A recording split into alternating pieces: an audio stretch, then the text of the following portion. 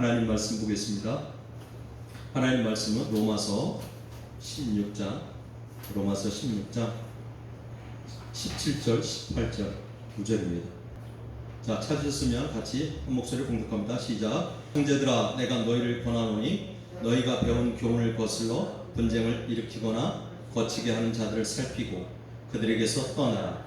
이 같은 자들은 우리 주 그리스도를 섬기지 아니하고 다만 자기들의 배만 섬기나니 교활한 말과 아첨하는 말로 순진한 자들의 마음을 미혹하느니라. 아멘. 오늘 말씀은 유혹과 미혹에서 떠나라. 유혹과 미혹에서 떠나라 라는 말씀을 가지고 우리가 같이 말씀을 나누도록 하겠습니다. 오늘 본문은 로마서 16장 오늘 본문은 바울이 편지를 마무리하면서 자신과 동역하고 도움을 주었던 26명의 이름을 쭉 나열을 합니다. 그러면서 끝에서 뭐라고 그러냐면 무난하라라고 얘기하죠. 여기서 무난하다라는 말은 경의를 표하다, 환영하다, 기억하다라는 뜻을 담고 있습니다. 그러니까 여기 26명의 이름을 부르면서 그분들을 꼭 기억했으면 좋겠다. 또 그들에게 경의를 표했으면 좋겠다 라고 바울은 이야기하죠. 대체적으로 아굴라와 브루스길라와 베베 집사들 여러 사람들을 나열을 하고 있습니다. 그리고 나서 마지막으로 간곡한 부탁을 합니다. 그 말씀이 오늘 17절 18절 말씀입니다. 다시 한번 같이 읽어보겠습니다. 시작. 형제들아, 내가 너희를 권하노니 너희가 배운 교훈을 거슬러 분쟁을 일으키거나 거치게 하는 자들을 살피고 그들에게서 떠나라. 이 같은 자들은 우리 주 그리스도를 섬기지 아니하고 다만 자기들의 배만 섬기나니 교활한 말과 아첨하는 말로 순진한 자들의 마음을 미혹하느니라 라고 이야기를 합니다. 우리가 유혹의 뜻은 깨어서 정신을 혼미하게 하거나 좋지 아니한 길로 이끄는 것을 유혹이라고 합니다. 그렇다면 미혹이라는 말은 무엇일까요? 미혹은 무엇에 홀려 정신을 차리지 못하게 하는 것, 이것을 우리는 미혹이다 이렇게 이야기합니다. 그래서 미혹하다라는 것은 어떤 것에 정신을 빼앗겨 갈피를 못 잡거나 제대로 판단하지 못하는 상태, 이 상태를 미혹하다라고 이야기합니다. 즉 휩쓸리거나 현혹되어서 잘못된 길로 가거나 바른 판단을 내리지 못하는 것을 뜻합니다. 그렇다면 지금 로마 교회의 모습들을 가지고 바울은 왜 이렇게 이야기를 하고 있습니까? 로마 교회에는 많은 사람들이 거짓 교사들이 있습니다. 영지주의자들, 도덕 폐기론자들, 그리고 유대주의자들이 있죠. 그들이 당을 짓게 하면서 진실한 예수 그리스도의 제자들을 유혹하고 미혹하는 겁니다. 그게 아니야. 율법대로 살아야 돼. 할례 받아야 되지. 할례 받지 않으면 구원받지 못해. 라는 식으로 하나님은 한 분뿐이야. 무슨 예수님이 있어? 라고 이야기를 하는 거죠. 그러니까 그들 가운데 미혹되지 말고 그들 가운데서 떠나라고 바울은 지금 간곡하게 부탁을 하는 거죠. 지금 우리가 현대교회 시대를 살아가면서도 똑같은 모습이죠. 지금 이 시대에도 수많은 거짓 선지자들이 있습니다. 이단 사상에 빠진 자들도 있고요. 그리고 하나님을 알지 못하고 믿지 않는 자들이 우리를 유혹하고 미혹하기도 합니다. 여러 가지 방법으로 우리를 유혹하고 미혹하지. 물질로, 권력으로, 쾌락으로, 그리고 거짓 신앙으로, 또한 진리가 없는 구원으로 우리를 유혹하고 미혹합니다. 그래서 우리는 이런 것들에 절대로 유혹에 넘어가거나 미혹되면 안 되죠. 그래서 우리가 이 말씀을 가지고 같이 말씀을 나눠보려고 합니다. 예수님은 마태복음 24장 4절에서 이렇게 얘기하죠. 너희가 사람의 미혹을 받지 않도록 주의하라 라고 이야기합니다. 너희가 사람의 미혹을 받지 않도록 주의하라 라고 얘기하면서 앞에 보이죠? 많은 사람이 내 이름으로 와서 나는 그리스도라 하여 많은 사람을 미혹해 하리라 라고 이야기를 합니다. 또 마태복음 24장 24절, 이게 지금 PPT 하다 잘못 들어왔는데 제가 읽어드립니다. 거짓 그리스도들과 거짓 선지자들이 일어나 표적과 기사를 보이며 할 수만 있으면 택하신 자들을 미혹해 하리라. 택하신 자들을 미혹한다는 거죠. 택함 받지 않은 사람들을 미혹하지 않아요. 그런데 택함 받은 자들을 거짓 선자들이 미혹하는 겁니다. 그러니까 우리가 멀리 해야 될 것, 우리가 유혹과 미혹에 빠지지 말아야 될 것들은 무엇이 있는가 구체적으로 오늘 말씀을 통해서 나눠보려고 합니다. 첫째는 세상의 달콤한 것들로 우리를 유혹하고 미혹하는 자들에게서 멀리 떨어져야 됩니다. 18절을 봅니다. 18절 하반절에 보면 뭐라고 얘기하냐면 교활한 말과 아첨하는 말로 이렇게 하죠. 원수 마귀는요, 우리를 교활한 말과 아첨하는 말로 우리를 미혹합니다. 우리가 잘 아는 마태복음 4장에 가보면 예수님은 40일 금식 기도를 세례받고 금식 기도를 하러 들어가죠. 그때 마귀가 예수님을 미혹합니다. 뭘로요? 권력으로, 권세로, 능력으로 유혹하고 미혹하죠. 그때 예수님은 말씀으로 그것을 대적함을 우리는 알 수 있습니다. 또한 창세기 3장에 가보면 뱀이 하와를 미혹해 하여 죄악에 빠지게 하죠. 창세기 3장 4절 5절 같이 읽습니다. 시작. 앞에 보이죠? 뱀이 여자에게 이르되 너희가 결코 죽지 아니하리라. 너희가 그것을 먹는 날에는 너희 눈이 밝아져 하나님과 같이 되어 선악을 알 줄 하나님이 아시느니라. 뱀이 뭐라고 유혹을 합니까? 결코 죽지 아니하리라 라고 이야기하면서 하나님의 말씀을 부정하는 거죠. 그게 아니야. 절대 그게 아니야. 너네가 믿는 예수, 예수님이 하나님의 아들이라? 아니야. 하나님은 오로지 유일하신 하나님 여호와 한 분뿐이 없어. 예수님은 무슨 하나님의 아들이야?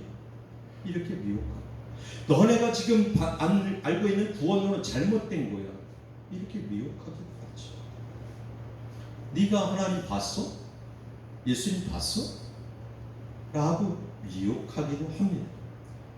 이게 마귀의 전형적인 모습이죠. 그 다음에 이 두 번째 보면 너희 눈이 밝아져 하나님과 같이 되어 이렇게 얘기합니다. 그거를 따먹으면 너희 눈이 밝아져서 누구와 같이 된다고? 하나님과 같이 된다고 얘기하죠. 그러니까 사람의 욕심이 하나님과 같이 된다고 생각하니까 그거를 따먹게 된 거죠. 그럴 수 있나? 우리는 이런 유혹에 절대 넘어가지 말아야 돼요. 우리가 유혹과 미혹에 빠지게 되는 제일 큰 이유가 뭘까요? 첫째는 믿음이 연약해서 그렇습니다. 하나님을 제대로 알지 못해서 그래요. 그래서 말씀을 의지하지 못하고 말씀 가운데 있지 못하기 때문에, 깊이 하나님을 만나지 못했기 때문에 원수마귀 유혹에 넘어지고 쓰러지고 미혹에 빠질 수밖에 없다는 것입니다. 또 두 번째는요, 세상 욕심 때문에 그렇습니다. 사람이 욕심 때문에 그래요. 우리가 잘 아는 말씀이 있죠. 우리 야고보서 가서 보면, 여기는 안 써놨는데 야고보서 1장 14절 15절 보면 오직 각 사람이 시험을 받는 것은 자기 욕심에 끌려 미혹 때문이니 욕심이 잉태한 즉 죄를 낳고 죄가 잉태한 즉 사망을 낳느니라 라고 얘기하죠. 그러니까 우리의 욕심 때문에 원수마귀 죄악에 빠지는 거죠. 우리가 하나님을 제대로 알지 못하기 때문에 원수마귀의 유혹에 빠지고 넘어진 겁니다. 그래서 예수님은 마태복음 7장 24절 25절에서 뭐라고 얘기하냐면 이렇게 얘기합니다. 앞에 보면 누구든지 내 말을 듣고 행하는 자는 그 집을 반석 위에 지은 지혜로운 사람 같으니 비가 내리고 창수가 나고 바람이 불어 그 집에 부딪히되 무너지지 아니하나니 이는 주추를 반석 위에 놓은 까닭이요 나의 이 말을 듣고 행하지 아니하는 자는 그 집을 모래 위에 지은 어리석은 사람 같으니 비가 내리고 창수가 나고 바람이 불어 그 집에 부딪히며 무너져 그 무너짐이 심하니라. 말씀을 듣고 행하지 않는 자는 반석에 지은 지혜로운 사람 같다고 얘기하죠. 행하는 자는. 그런데 행하지 않는 자는 어때? 창수가 나고 바람이 불면 무너진다고 얘기해요. 그러니까 말씀대로 살아갈 때 하나님께서 우리를 붙들어 주셔서 원수 마귀의 미혹과 유혹에 넘어지고 쓰러질 수 없는 겁니다. 우리가 잘 아는 삼손은 어땠나요? 삼손은 세상의 화려함과 달콤함에 유혹에 빠져서 결국은 눈이 뽑히는 죄악을 범했습니다. 또한 사울왕은 어땠나요? 사울왕은 믿음의 연약함과 자신의 욕심 때문에 결국 어떻게 패망의 길로 들어설 수밖에 없었던 것입니다. 우리의 모습은 지금 어떤지 자신을 한번 돌아봤으면 좋겠습니다. 그래서 예수님은 누가복음 22장 40절에서 뭐라고 얘기하냐면 그들에게 이르시되 유혹에 빠지지 않게 기도하라 라고 이야기를 하는 겁니다. 또 바울은 데살로니가서 후서 2장 3절에서 뭐라고 얘기합니까? 누가 어떻게 하여도 너희가 미혹되지 말라. 누가 어떻게 해도 절대 미혹되지 말라라고 이야기를 합니다. 둘째는 거치게 하는 자. 거치게 하다라는 것은 올무에 빠지다, 함정에 빠지다라는 뜻을 담고 있습니다. 17절 하반절에 보면 거치게 하는 자들을 살피고 그들에게서 떠나라라고 이야기를 합니다. 이 거치게 하다라는 뜻은 헬라어로 스킨달라라는 표현으로 함정, 넘어지게 하는 장애물이라는 뜻을 가지고 있습니다. 그래서 바울은 로마 교회에 거짓 선지자들과 영지주의자들과 도덕 폐기론자들, 유대주의자들의 올무에 빠지지 않게, 덫에 빠지지 않게 그들을 멀리하고 그들에게서 떠나라라고 이야기를 합니다. 그럼 지금 현대 시대를 살아가는 우리들은 어디서 떠나야 될까요? 어떤 사람들을 멀리해야 될까요? 거짓 목회자들, 이단 사상에 빠진 자들, 그리고 하나님을 알지 못하고 믿지 않으면서 우리를 넘어지게 하는 자들, 또한 자신들이 믿는 우상과 이방신을 믿게 하는 자들이 있습니다. 이런 자들이 우리를 올무와 함정에 빠지게 하는 그런 자들. 그러니까 그런 자들에게서 떠나야 되죠. 그들을 설득시키려고 하지 마십시오. 절대 이길 수 없습니다. 그들에게서 떠나야 됩니다. 그들과 함께 하지 말아야 됩니다. 그래서 그러면 우리가 이길 수 있습니다. 시편 38편 12절 14절 앞에 같이 한번 읽어볼까요? 시작. 내 생명을 찾는 자가 올무를 놓고 나를 헤아려 하는 자가 괴팍한 일을 말하여 종일토록 음모를 꾸미오나 나는 못 듣는 자같이 듣지 아니하고 말 못하는 자같이 입을 열지 아니하오니 나는 듣지 못하는 자 같아서 내 입에는 반박할 말이 없나이다. 놀라운 말이잖아요. 한번 깊이 묵상을 해보십시오. 다윗이 고백한 말이에요. 내 생명을 찾는 자가 올무를 놓고 나를 헤아리는 자가 괴팍한 일을 말하여 종일토록 음모를 꾸미오나 나는 못 듣는 자같이 듣지 아니하고 안 듣는다는 거예요. 말 못하는 자같이 입을 열지 않겠다는 거예요. 아주 가장 중요한 거잖아요. 입을 열지 않으면 돼요. 듣지 않으면 된다고요. 나는 듣지 못하는 자 같아서 내 입에는 반박할 말이 없다라고 이야기합니다. 그래서 다윗은 이길 수 있었던 거죠.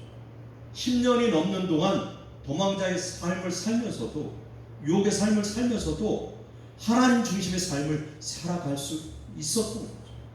시편 64편 5절에는 뭐라고 얘기하냐면 64편 5절에 그렇게 얘기해요. 그들은 악한 목적으로 서로 격려하며 남몰래 올무도끼를 함께 의논하고 하는 말이 누가 우리를 보리요.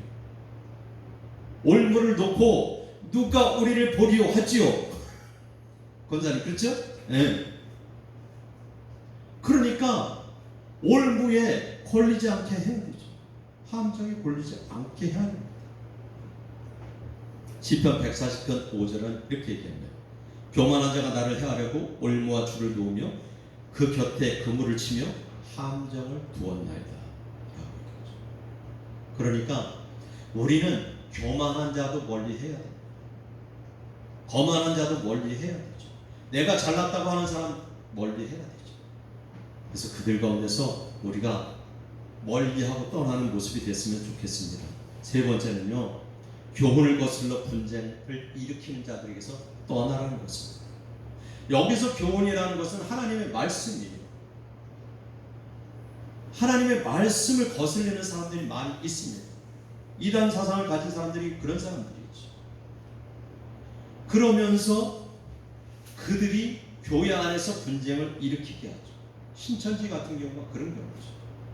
그러니까 그들을 멀리하고 그들에게서 떠나라라고 이야기를 하는 겁니다. 여기서 분쟁은 헬라어로 디코스타시아스라고 얘기합니다. 풀이를 하면 쪼개진 틈, 분열, 틈새라고 얘기합니다. 그러니까 풀어보면 교회 안에 들어와서 틈을 벌리려고 하는 사람들, 믿음의 사람들을 분열시키려고 하는 사람들, 이런 사람들을 멀리하고 그들에게서 떠나라고 하는 거죠. 하나님은요, 교회 안에서 분열하고 당짓는 거 정말 싫어합니다. 우리 부모도 똑같지요. 자식이 편가르고 서로 니꺼 내꺼 이러는 거 별로 안 좋아하죠. 형제들이 싸우는 거 별로 안 좋아하죠. 선생님들도 똑같습니다. 끼리끼리 노는 거 별로 안 좋아합니다. 그렇죠? 우리 민수기 16장에 가서 보면 너무 잘하는 말씀입니다. 고라 일당에 대한 이야기를 알죠? 고라 일당은 모세와 아론이 자기들만 권력을 독식한다고 이제 쑥덕 공론을 합니다.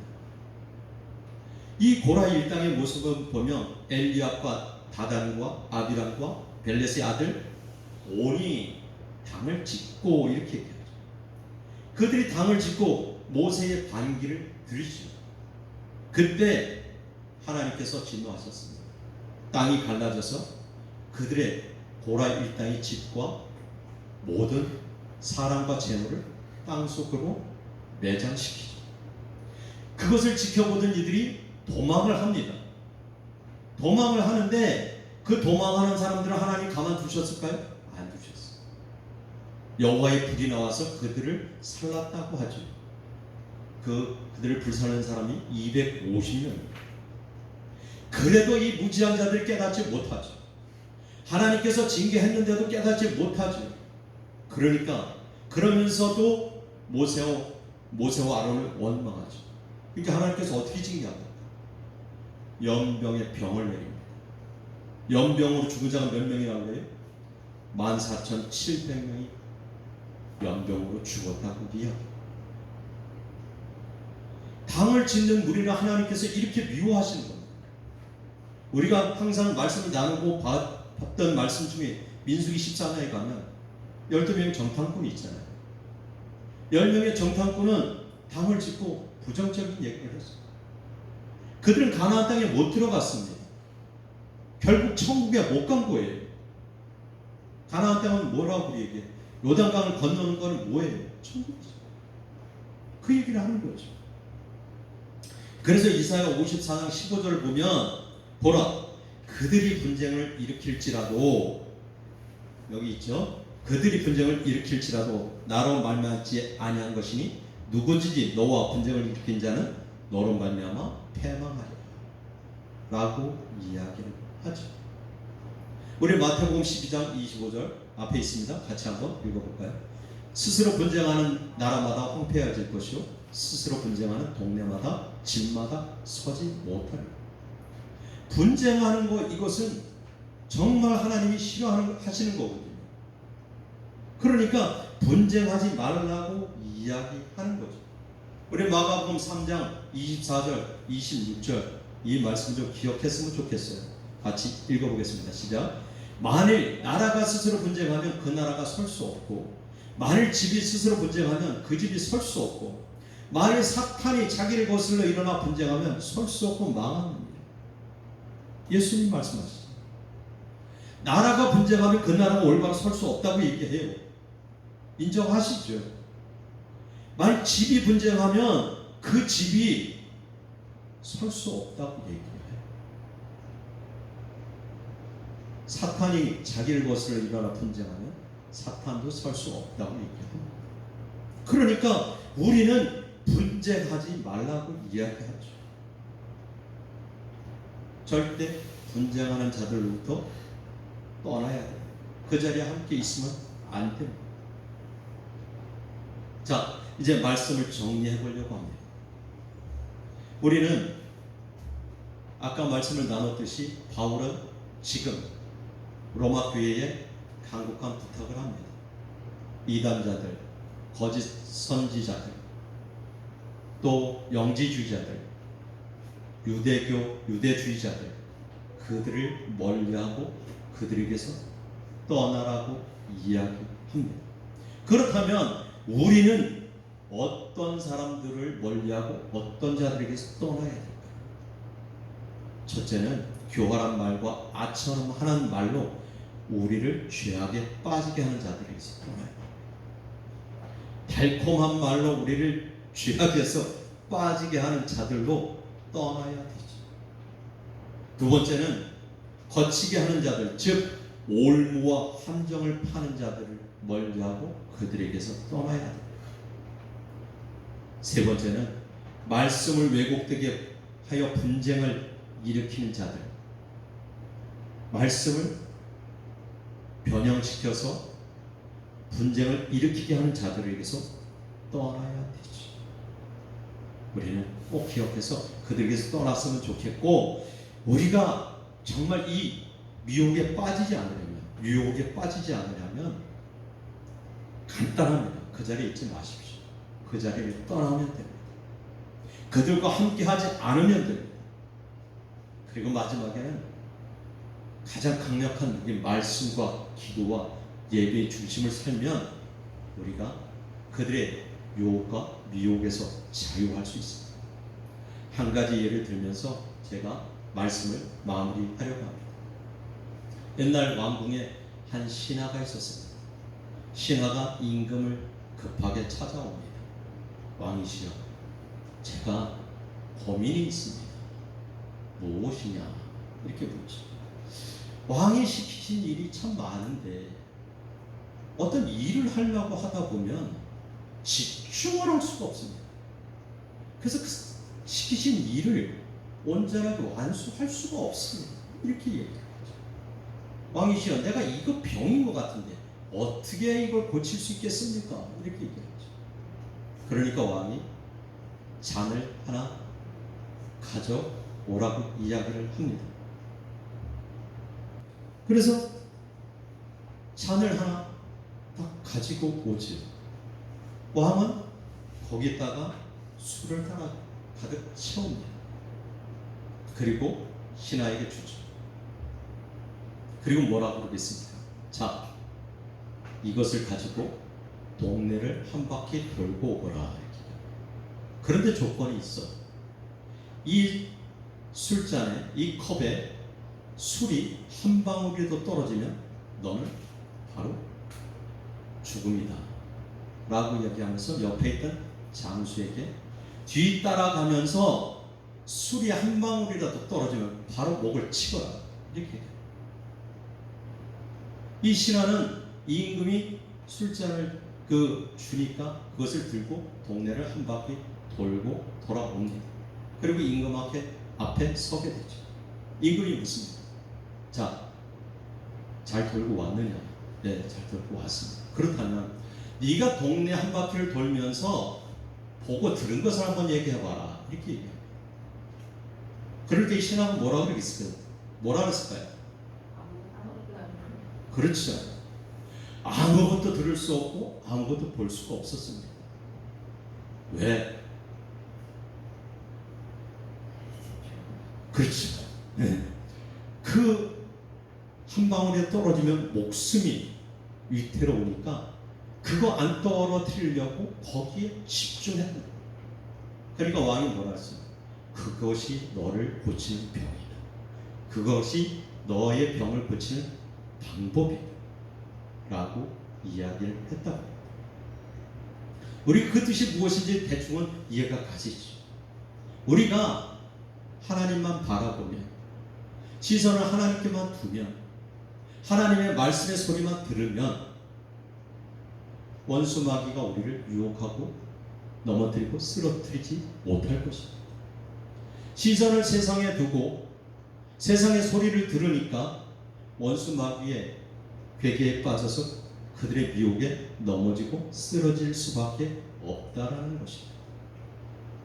우리는 하나님 말씀 중심으로 하나님만 바라보며 하나님 말씀만 듣고 살아가는, 그래서 어떠한 것들이 우리를 미혹해 할지라도 그곳에서 자유할 수 있는 우리들이 되어지기를 예수 이름으로 축복합니다.